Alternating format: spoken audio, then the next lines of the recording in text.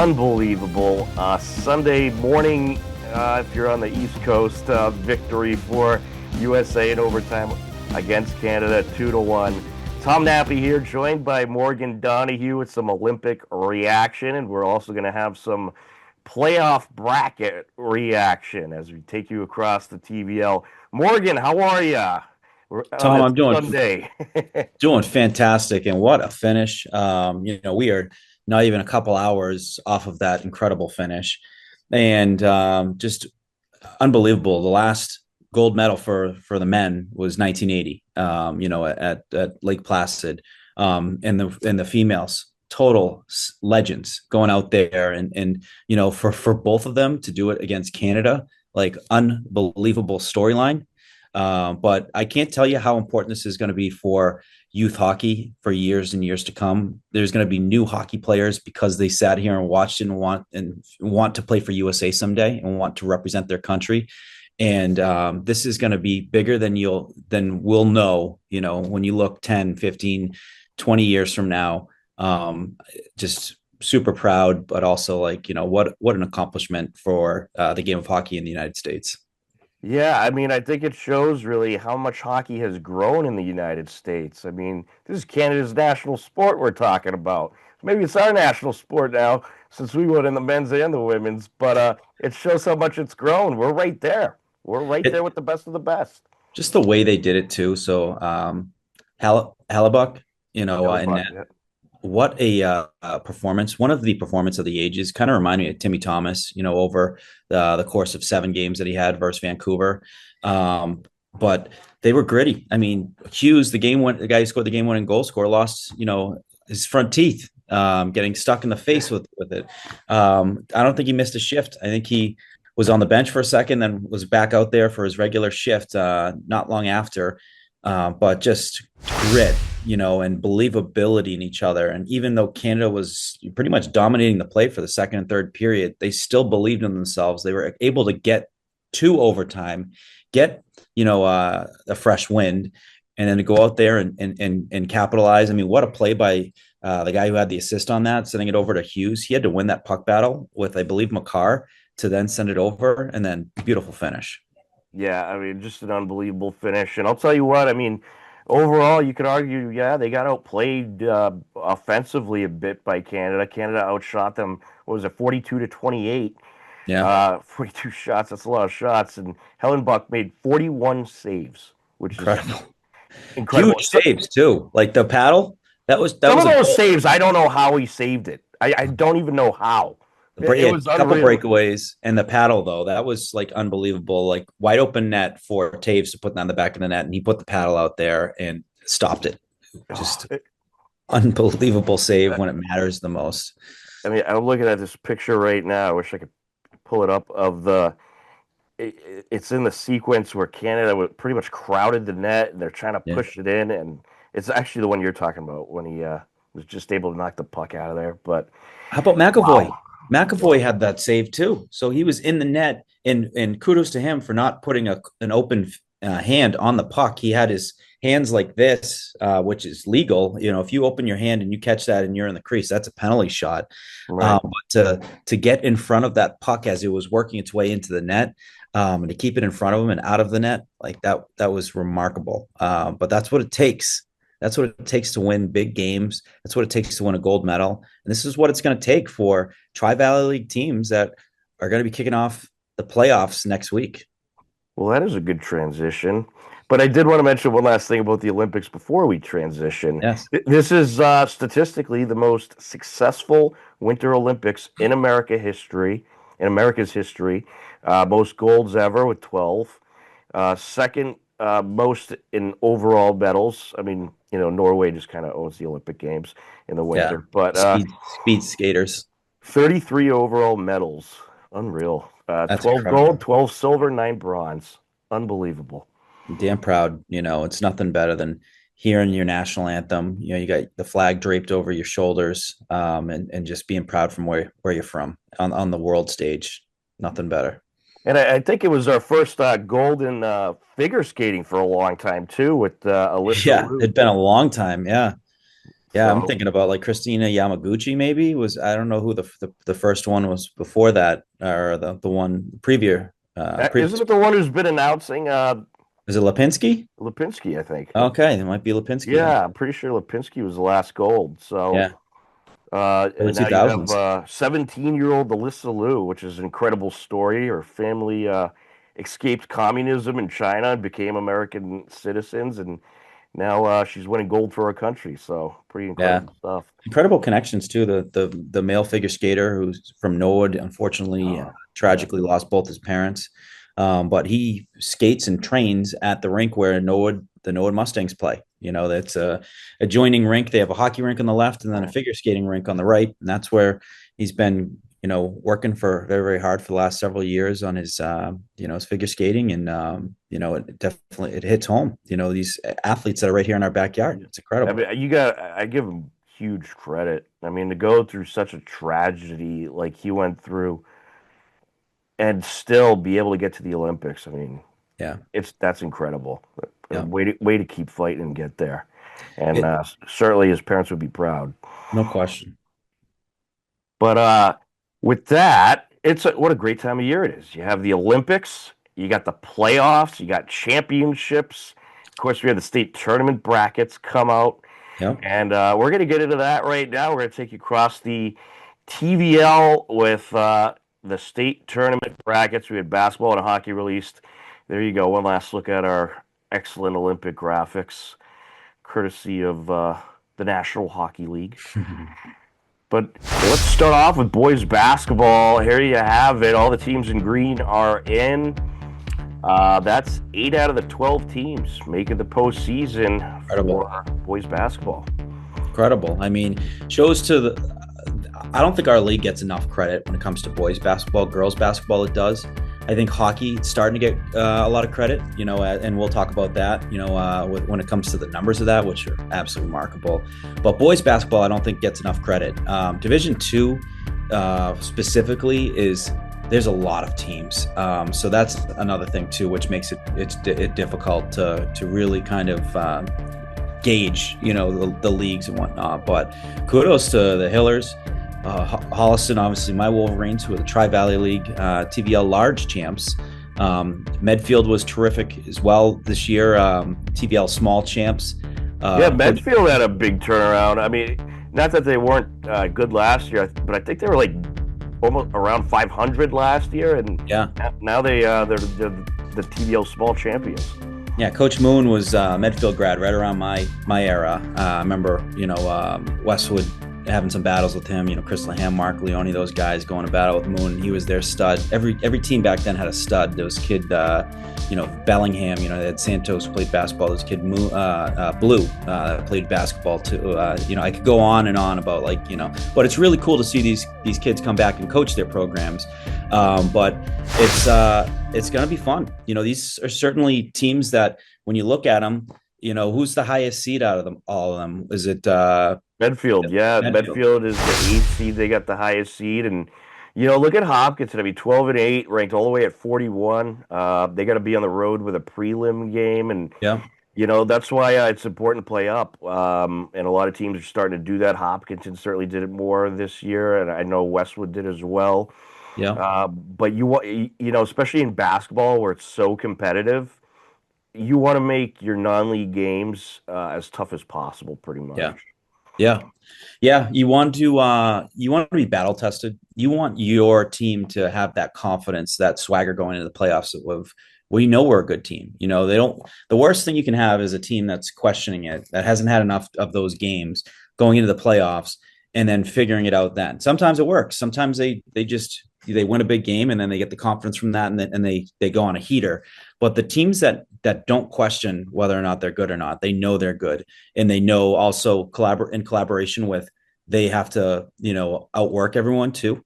Those are the ones that are going to be most successful. But these are so Westwood, for example, they're taking on they're going to go play at Archbishop Williams, the number 10 seed. Westwood's lost them twice this year. That's going to be an interesting game, for me, because Westwood beat them last year at home. It's tough to beat someone 3 times, and Westwood as a 23 seed, That's a dangerous 23 seed. Oh, definitely. Holliston as well. There's certainly a team that can chip someone off at 27. Yeah, I mean, throw the seeds out the window, throw the records out the window. Anyone can beat anybody. I mean, Yeah. it's win or go home. You're going to see a ton of upsets, a ton of Yeah. them. In basketball and hockey, it's just going to happen. And that's what I love about it is you can win a state championship as, a 12 seed. Right. You can knock off a team as you can knock off the number one team in the first round. We've seen that happen, which is incredible Yeah. sports. And before, And oh, go ahead. Sorry. no, and we love telling these stories too. So Yeah. And before we transition to girls basketball, I want to give Norwood a big shout out. They had quite a turnaround to be able to get into the postseason. They started off the season like 0-6 or 1-6 or something like that, and they had this tremendous turnaround in their last half of the season and went on a huge winning streak and snuck into the postseason. So, yeah, congratulations on a great turnaround, Norwood. I covered their game versus Westwood early in the season. They were bad.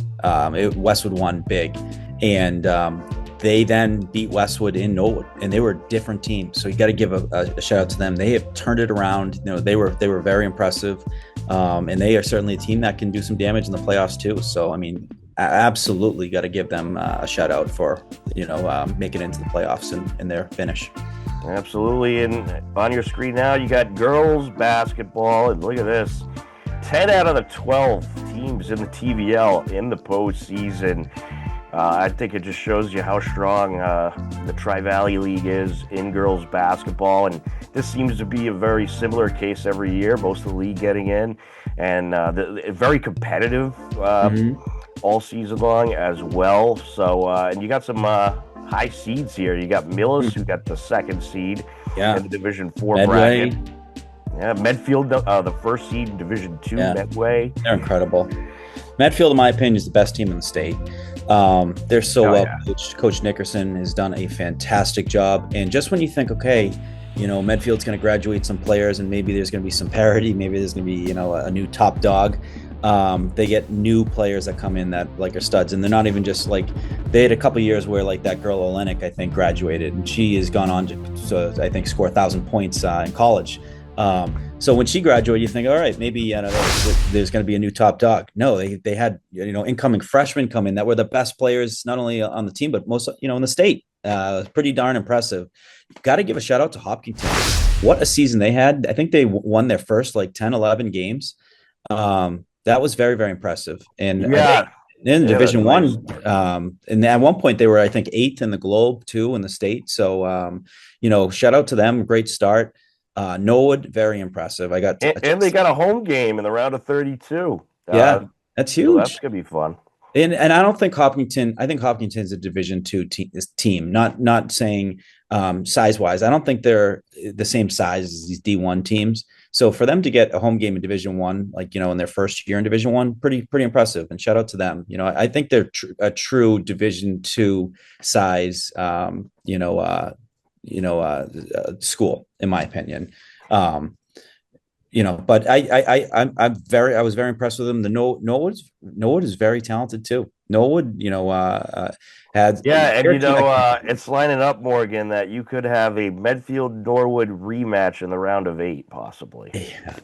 So that would pay attention to. TVL Sportsnet will be there for that if that happens. I think we might have to be there for that one. That would be quite the game. Medfield beat them twice during the season. Both games are close, but who knows? Maybe third time's a charm for Norwood. So. Yeah, I didn't get a chance to see Medfield this year because they're in the TVL small, and the boys were playing too and wanted to catch that game because both games were fantastic games. So I ended up seeing the boys game. Yeah, I think Medfield's won 45, 47. Both of them won big. Games. Yeah, both of them won big. But I did get a chance to see them play Norwood, and Norwood has a very special player. Baranowski, I think, might be her name. Yeah, she's dominant. She's a dominant player, and I'd imagine she's probably averaging close to 20 points a game. She does it all: blocks, rebounds. And I think she's only a sophomore. I don't think she's an upperclassman. Very impressive. They're a really talented team, and it's Medfield and Norwood are kind of in their own level of how good they are. I mean, they're really just elite programs. Well coached too. I Very mentioned well. Coach Nickerson, but Coach McDowell, Yeah. fantastic coach. She was coach at Braintree for the Westwood coach, A.K. Joyce, which is a really cool connection. But she was a phenomenal player at Stonehill. Played for Trish Brown, who's a legend. I believe she played for Trish Brown. But Trish Brown, a legend from Norwood, who was an assistant coach for Kathy Delaney Smith for many years at Harvard. There's some really cool ties that bring everything full circle when it comes to TVL basketball. Absolutely. It's going to be a fun postseason. Again, you'll see probably a lot of upsets and a lot of great games throughout girls basketball. Tom, And I will say, just to add, Norton, keep an eye on them. I saw them play Westwood. They were sharpshooters, and if they play the way they played against Westwood, that's a team to certainly keep an eye on because they can yeah, certainly.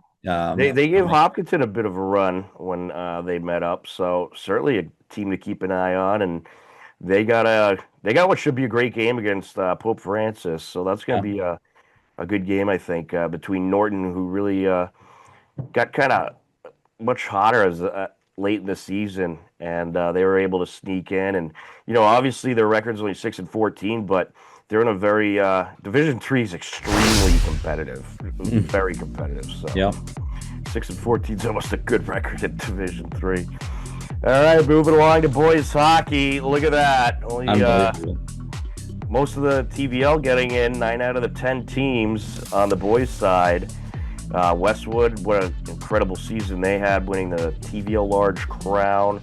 And then a big shout out to Medfield, who won the TVL Small Crown. And both Westwood and Medfield going undefeated in division play, so that's really impressive. But I think TVL might be the best league in the state in hockey now. Pound for pound, yeah. Pound for pound, no question. I mean, when you look at all the teams that made it into the playoffs, absolutely. And some of some big wins by all of them. I mean, Dedham beat Hopkinton, and Hopkinton obviously is a very good team. Hopkinton beat Barnstable, who beat Nauset. Nauset Right. is the team that won the D3 state championship last year, and they're probably the favorite right now. I think Medfield certainly wants, and will make a deep run to have another crack at that apple. They lost to Nauset this year, but they're motivated. That's a good Medfield team. Westwood somehow, Especially after their heartbreaker last year. I know, yeah. But Westwood earned, hard fought 2 wins over Medfield, 2 wins over everyone in the TVL Large, and then the only non-win was tie versus Medway. So it was the first time Westwood has gone undefeated in the TVL since 2018. So a terrific job by Coach Sieba, Coach Ferrari.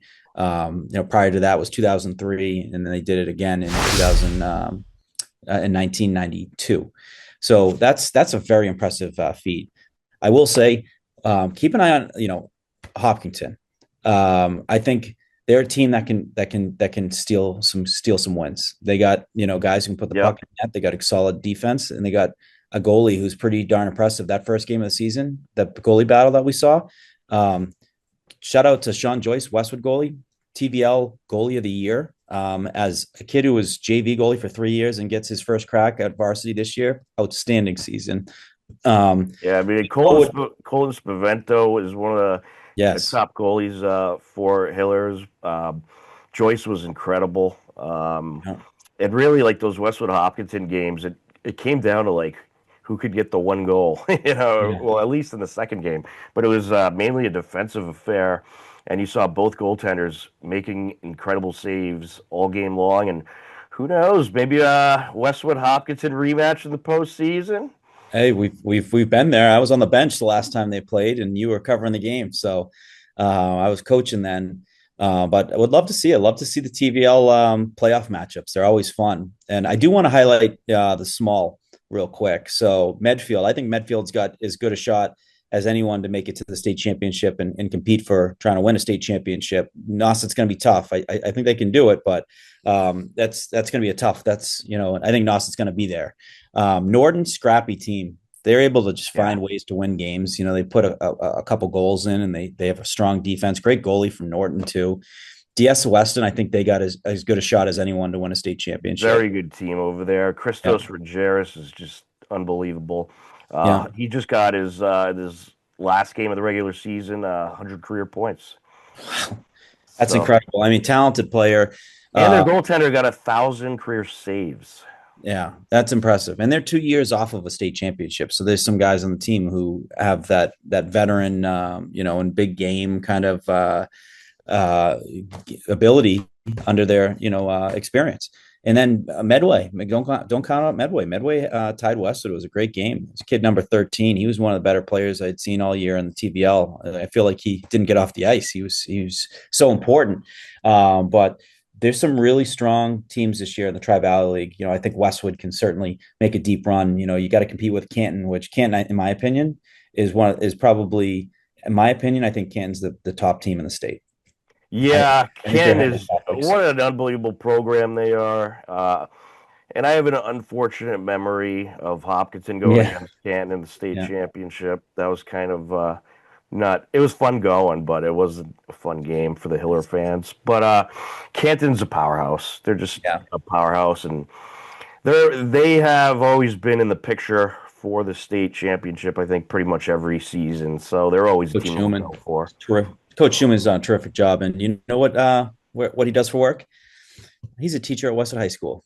So he's a history teacher, but he's an amazing person. This is actually do any of the hockey players give him a hard time? They have fun. They have fun where there's competitiveness, but he's had the better of Westwood the last probably six years or so, 7 years. But it is confirmed it's his last year coaching this year at Canton. So he's going to want to go out with a bang, and his son's a senior captain on defense on that team. So I think they're the best in the state right now. I have them ahead of the Catholic schools. Yeah, that doesn't surprise me at all. I would tend to agree. They're just always a powerhouse and tough to deal with. And the Dover Sherborne goaltender I mentioned earlier, Will Goldstein was his name. Tremendous goaltender. I remember calling a very fun Hopkinton Dover Sherborne matchup. That game was quite a battle. I think Dover Sherborne actually might have won that one. But the last thing I want to say about Hopkinton, what I like about this Hopkinton team, and I've been able to witness covering them all season, is how much better they've gotten with their passing and putting the puck on net. And they ended the regular season on a 7-game scorching hot winning streak. So that is what you want going into the postseason. So was it after they lost to Westwood? Hopkinton. Yeah, that was the last loss. After that, I just wanted to remind you when Westwood clinched the TVL, and this is what we like about the rivalry is we remind each other of any big wins. Yeah, gotta have a little friendly nagging. Yes, of course. Oh, here's your girls hockey. Everybody's in. Everybody's in. This shows the strength for everybody. It shows the strength of the Tri-Valley League. I mean, I'm not gonna lie. The top 32 get in, and D1 I think there's 34 teams, and D2 there's 36, 37. So kind of tough not to get in. But all these teams very competitive. It was a very fun season covering the Hopkinton Co-op. What a great season they had. They improved dramatically throughout the season under a first-year head coach, which makes it even more impressive. Yeah. And then, of course, you got Westwood, who just ran away with the league title at 19-1, and state champion defending Medfield had a great season as well. Perhaps we'll have a Medfield-Westwood playoff rematch. They're on the same side of the bracket, so it's certainly a possibility, and Medfield's got Paraki.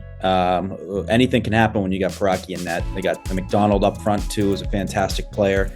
They're a well-coached team, and they're a team that plays everyone tough. They play everyone tough. They had a tough schedule, as did Westwood, as did a lot of these teams. I mean, you look at like Dedham and Know-It-All, of them are playing the tough teams, the King Phillips, the Cantons and whatnot. Oh, yeah. I was impressed by Hopkinton's a scrappy team. They're young. Lucy Jean is an exceptional player.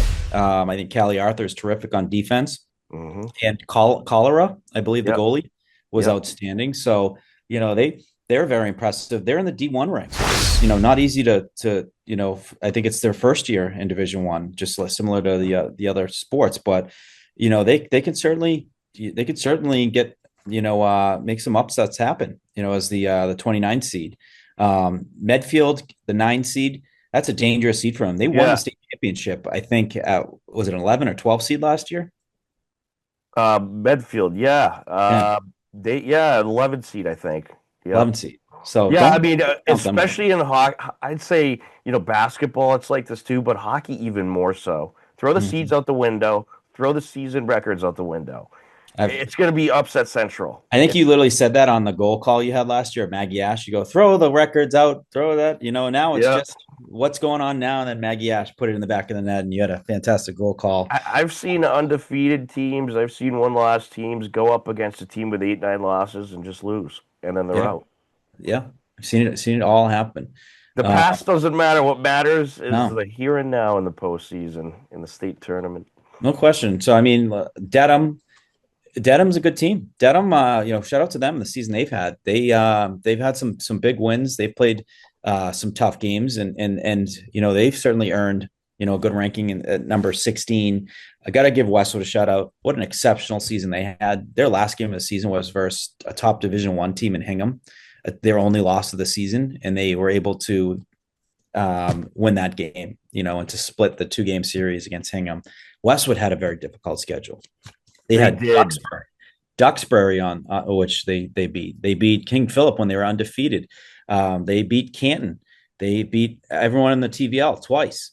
I'll tell you, Westwood is battle tested, Morgan. They are ready to rock. There's something different about this Westwood team this year is they are deep. And they also have Jennifer Lynn in that. And Jennifer Lynn is the best goalie in the state, in my opinion, and she can steal a game too. And if she keeps you in a game when you don't have your fastball, and you can get back into a game. Like the other day, Westwood was down 2 goals, and they looked not great versus Hingham. She kept them in the game, and then Westwood chipped away. They cut the lead in half, tied it, got the game winner. They would not have done that without Jennifer Lynn and her play in net. So it was an exceptional win to cap off a 19-1 season, which was fantastic. Yeah, and Westwood, they're on a mission after a tough loss to Medfield last year in the postseason, and I think they're going to be right back in the state championship picture. I mean, they're just a very talented team, and I also think that it's very possible. In fact, I'll predict that you're going to probably have a Westwood Medfield round of 8 rematch. Yeah, because it's lining up that way. TVL Sports Net. We'll have to cover it. But, that's right. It might have to be